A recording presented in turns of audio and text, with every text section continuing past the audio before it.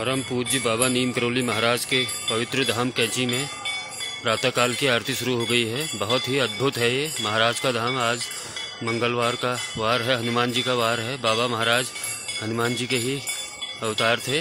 बड़ा ही अद्भुत है यहाँ की लीला, बड़ा आनंददायक होता है यहाँ पर क्षण जब मंदिर के अंदर प्रवेश करते हैं तो बड़ा ही यहाँ पर लोगों को मनोवांछित फल प्राप्त होते हैं। यहाँ पर मनोकामनाएं भक्तों की पूर्ण होती है। बड़ी अद्भुत है इस धाम की लीला। यहाँ पर अभी आरती शुरू हो चुकी है परम पूज्य बाबा नीम करौली महाराज के धाम पे। तो ये आपको ये लाइव दर्शन करा रहा हूँ आरती के। पवित्र उत्तरवाहिनी सिपरा नदी के तट पर बसा हुआ है बाबा महाराज का धाम। बड़ी अद्भुत यहाँ की लीला है। बाबा महाराज यहाँ लंबे समय तक रहे और यहाँ पर 15 जून को विशाल भंडारा भी लगता है। यहाँ पर 1 से 1.5 लाख लोग आते हैं यहाँ पर।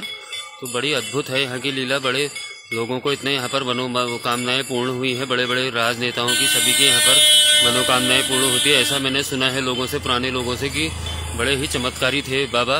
बड़े बड़े चमत्कार किए बाबा ने यहाँ पर। कभी सिपरा नदी के जल को उन्होंने घी में बदल दिया था एक बार मालपुए के लिए घी कम पड़ जाने पर। और भी कई उनके चमत्कार ही भरे पड़े हैं बाबा के पूरे। तो इस प्रकार से ये बताया है लोगों ने, हमें यहाँ पर बराबर बताते रहते हैं, लोग मिलते रहते हैं भक्तगण।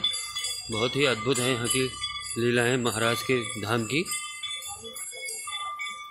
बहुत ही बाबा नीम करौली महाराज के धाम में देश विदेश से भक्तों का आगमन हो चुका है। बहुत ही अद्भुत है महाराज की लीला।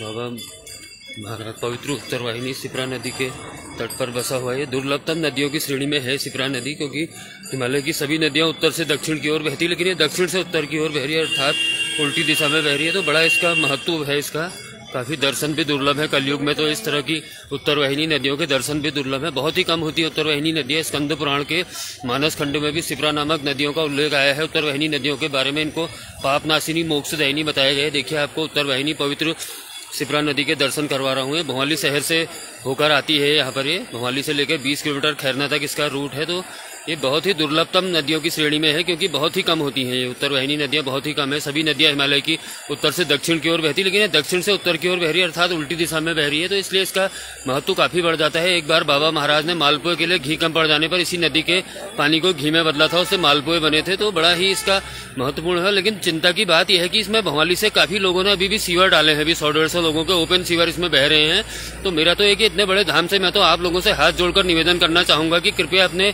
सीवरों को, गंदगी को इसमें न डालें, ताकि इतना बड़ा धाम भी दूषित हो रहा है उसकी वजह से।